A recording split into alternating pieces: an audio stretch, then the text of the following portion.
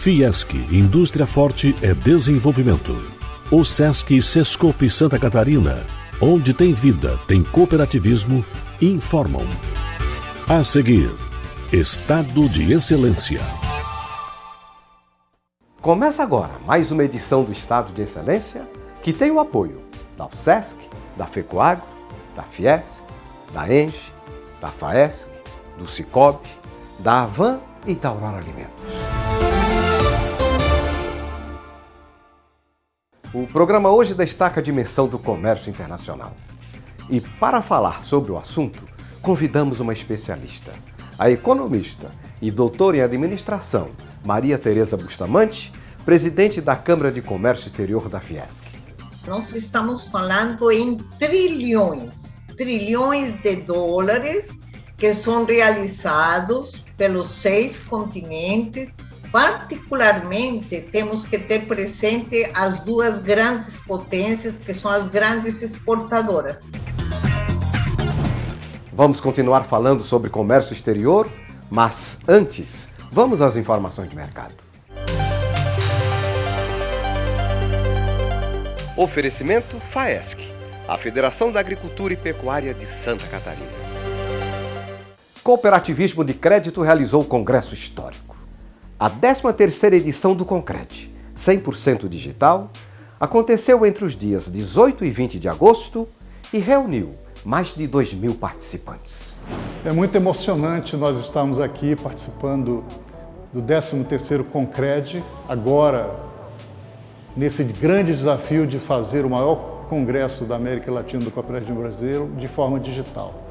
Um evento fantástico que vai marcar história no cooperativismo de crédito, não só pelas discussões, mas também pela inovação, né, e pela você mostrar que fazer as coisas digitais também aproximam as pessoas. Abordagens inovadoras, trazidas por palestrantes de renome nacional, refletiram as principais tendências da economia brasileira e mundial. A economia está se recuperando, a gente tem visto isso, deve continuar essa trajetória de recuperação ao longo do segundo semestre e no ano que vem também deve continuar nesse processo. Acho que grandes oportunidades para a expansão do crédito, expansão da oferta de serviços financeiros, tem aí novidades no sistema financeiro, como é o caso do Open Banking.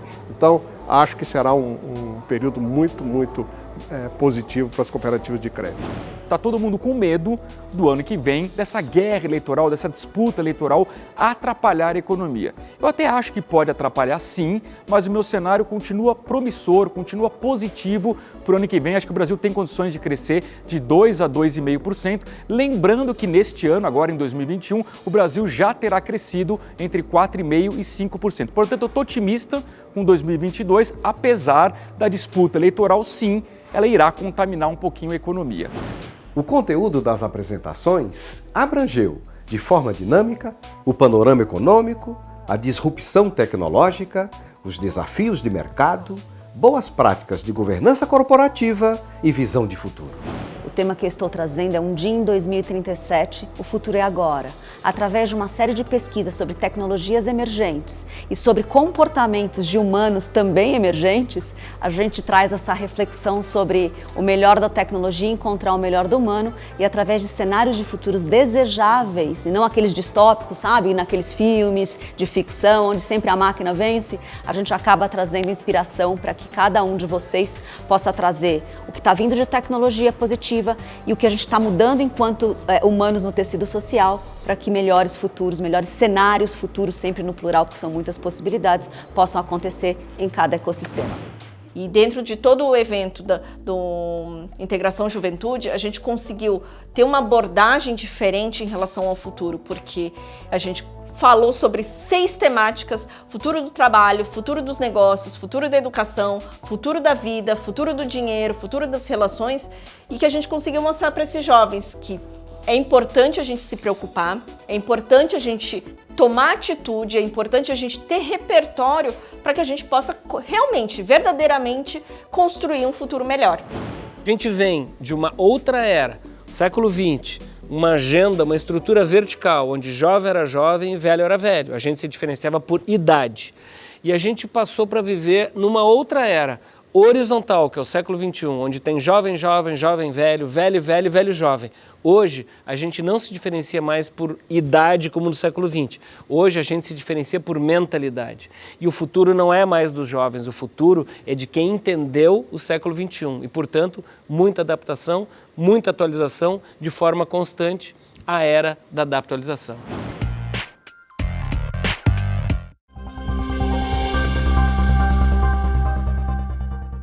Santa Catarina ocupa o primeiro lugar do país no IGMA, o Índice de Gestão Municipal Áquila. E ele avalia aspectos como eficiência fiscal e transparência, educação, saúde e bem-estar, infraestrutura e mobilidade urbana e desenvolvimento socioeconômico de municípios e estados. Ele é formado por 41 indicadores que são alimentados por fontes públicas e tem uma escala que varia de 0 a 100. Portanto, quanto mais próximo de 100, melhor é o resultado do Estado. Dos setores avaliados pelo IGMA, quais foram os que Santa Catarina teve melhor desempenho? Foi o desenvolvimento econômico, com 75 pontos. Depois, o aspecto fiscal, com 73 pontos. O pior desempenho de Santa Catarina é no aspecto infraestrutura e mobilidade, que obteve apenas 49 pontos. Isso classifica o nosso estado numa faixa crítica pelo indicador. E quanto às regiões, quais foram as que tiveram a melhor avaliação? O Oeste foi a região que obteve a maior pontuação no IGMA, seguida pela região do Vale do Itajaí e Norte Catarinense.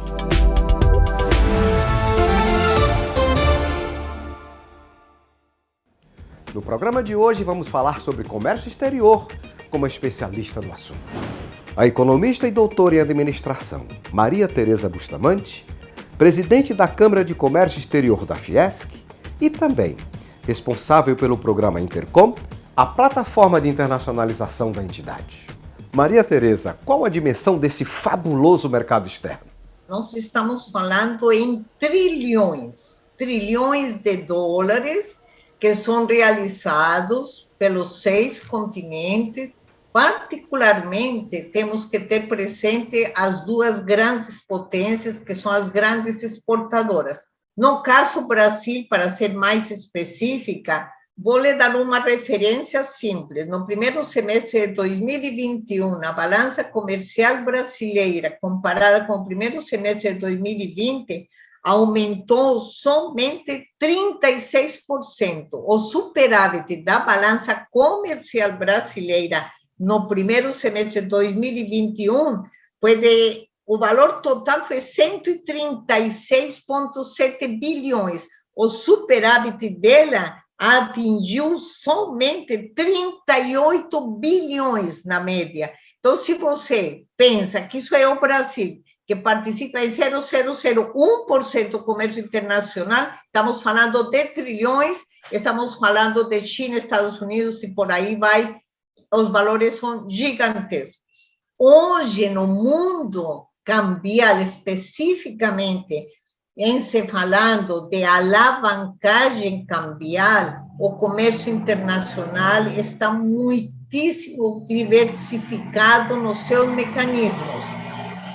Uma forma de você entender isso é aqui no Brasil. É importante sempre ressaltar que o Banco Central Brasileiro, ele vem já há muitos anos se modernizando e flexibilizando o uso de mecanismos financeiros para que os exportadores e os empresários possam encontrar formas de obter dinheiro, especificamente, por meio justamente da alavancagem de uma venda que ele pode vir a fazer daqui a 180 dias ou a 1 ano. Um exemplo para que a gente possa entender como funcionam esses mecanismos. Teve várias situações que, claro, passam desapercebidas para o grande público, mas que fizeram parte das preocupações dos empresários, porque todos esses mecanismos, você tem antecipação de caixa por meio de letras de câmbio, você tem venda antecipada da receita, você tem comprometimento pelas entregas que você fará daqui a um ano, tudo isso se converte em dinheiro em caixa antecipado. Mas tem um compromisso.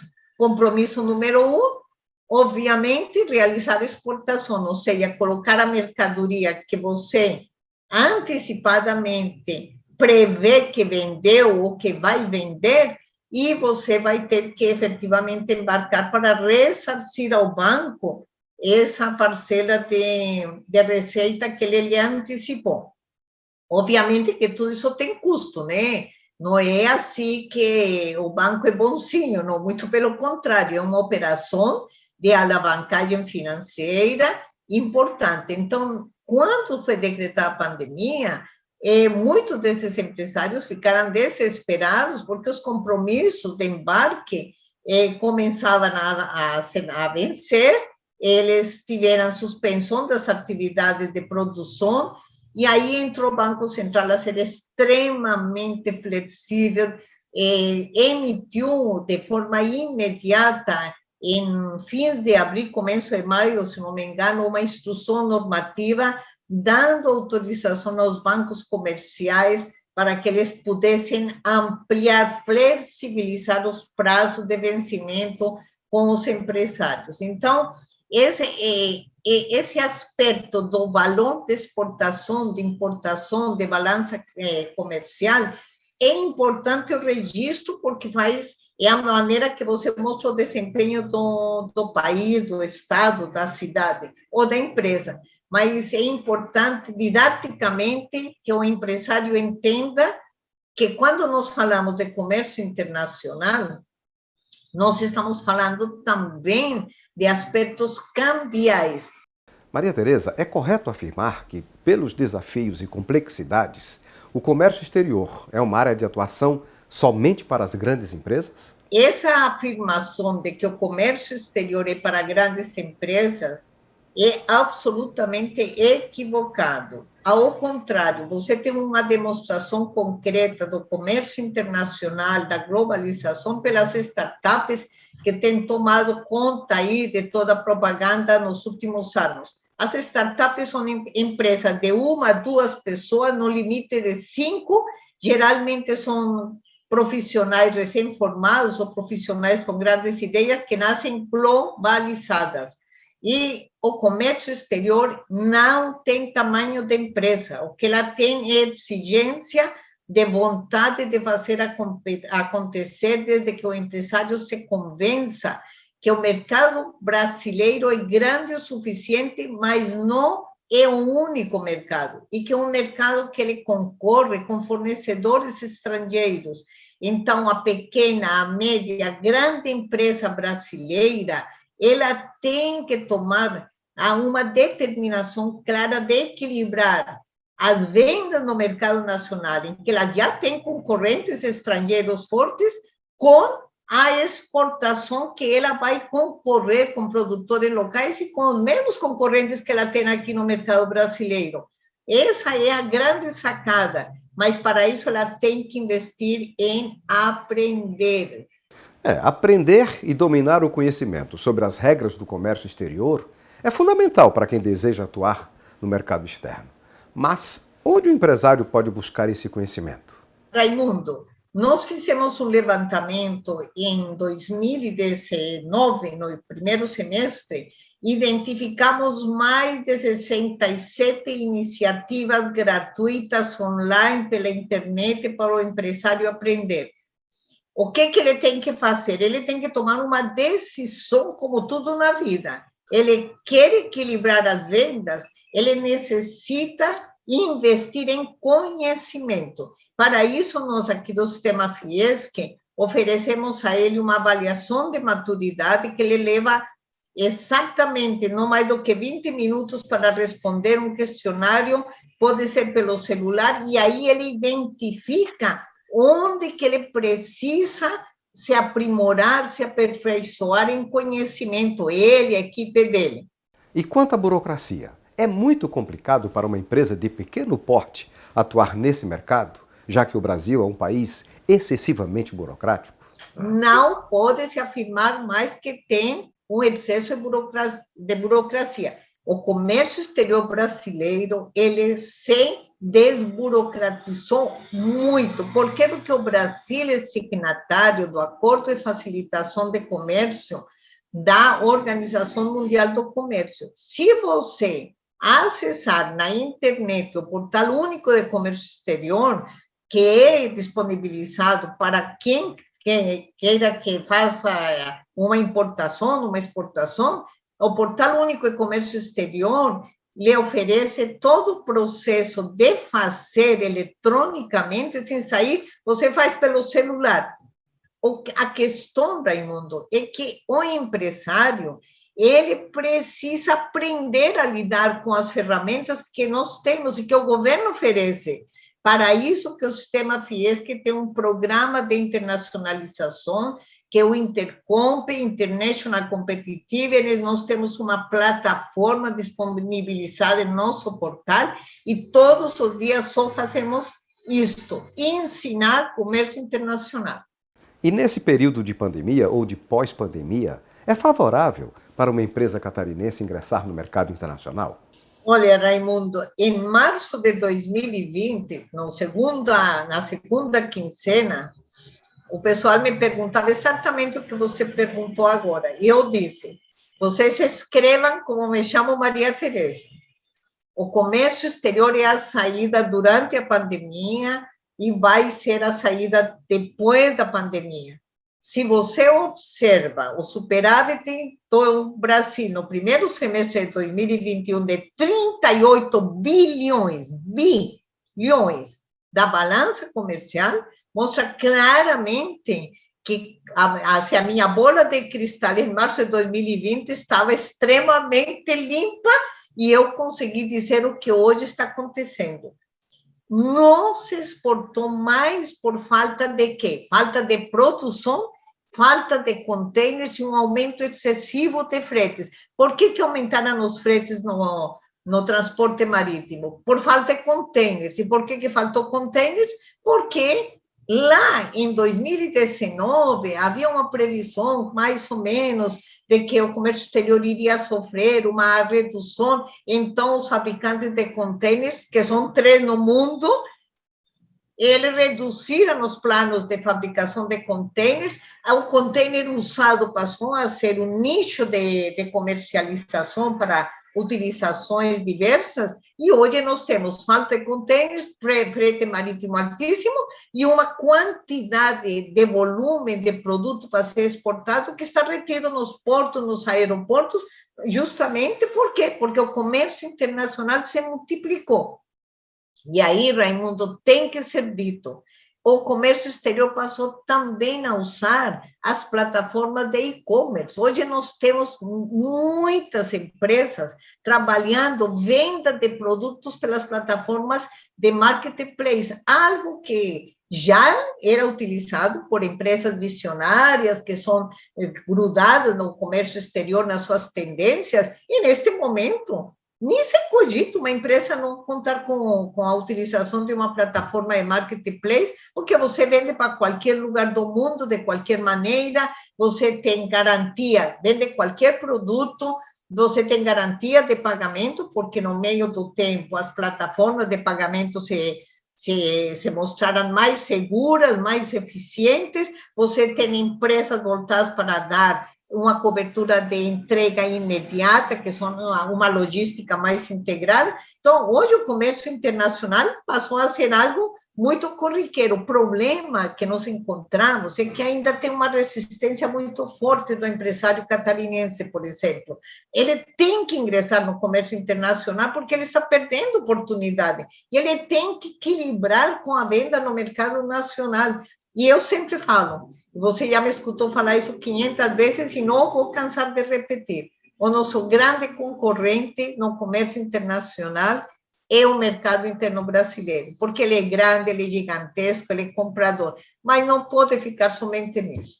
Nós estamos, de verdade, trabalhando firmemente em mudar a cultura exportadora. E é isso que nós temos feito, estou satisfeitíssima nós encerramos a primeira fase do programa Intercomp nos primeiros 3 anos do presidente Mário, entregando para ele mais de 400 empresas inseridas no comércio internacional de Santa Catarina, um aumento da participação das empresas. Então, eu só posso respirar comércio internacional. Outro aspecto das relações internacionais que você fala com bastante propriedade é sobre integração regional, principalmente Mercosul. Como anda esse acordo firmado por Brasil, Argentina, Paraguai e Uruguai? Vamos dividir em 2 questões. O Mercosul como sendo um acordo comercial de 4 países com outros países associados, ele existe, ele é gerador todos os dias de negócios que são realizados, porque as importações e exportações entre o Brasil, Argentina, Brasil, Paraguai, Chile, Colômbia, México, são todos realizados por meio desse acordo comercial. Então, é importante dissociar uma questão só no dia a dia da relação comercial entre as empresas, que ela continua acontecendo e continuará acontecendo, porque são acordos comerciais que foram celebrados pelo Brasil com seus parceiros, como é o caso do Mercosul, embaixo do guarda-chuva da ALADE, Associação Latino-Americana de Desenvolvimento. Então, este é um ponto.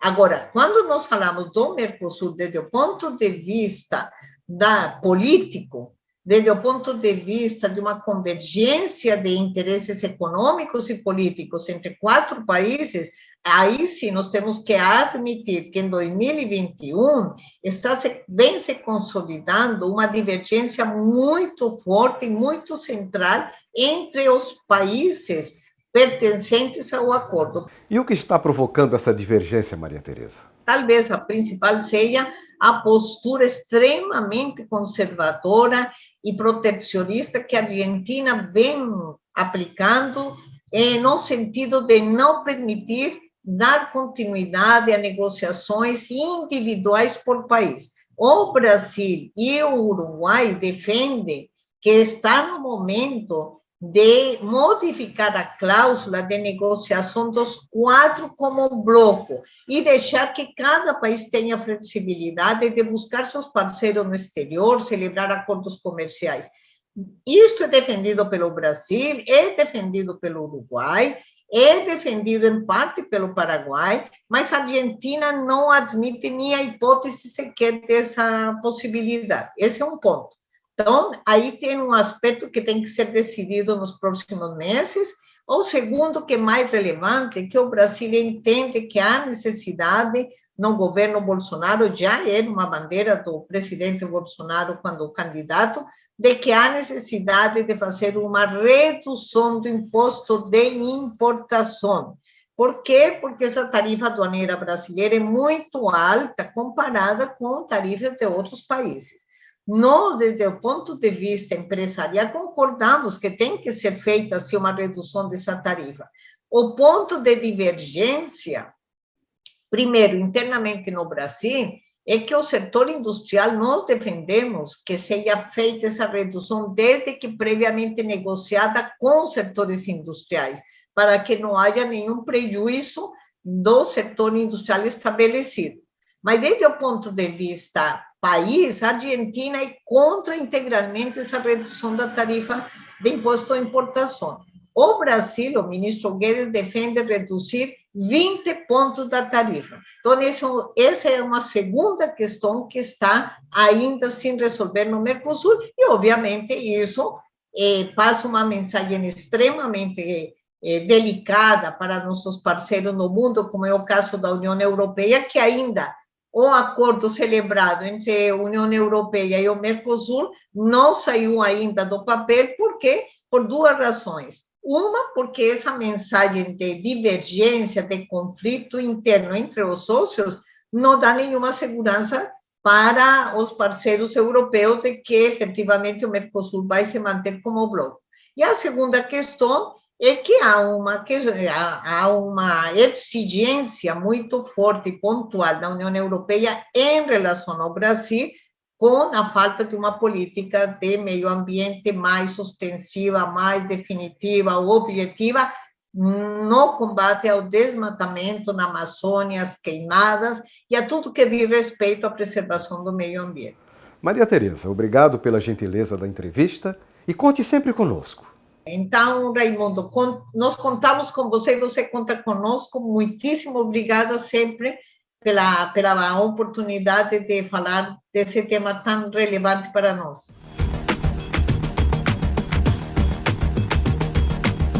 E o programa de hoje termina aqui.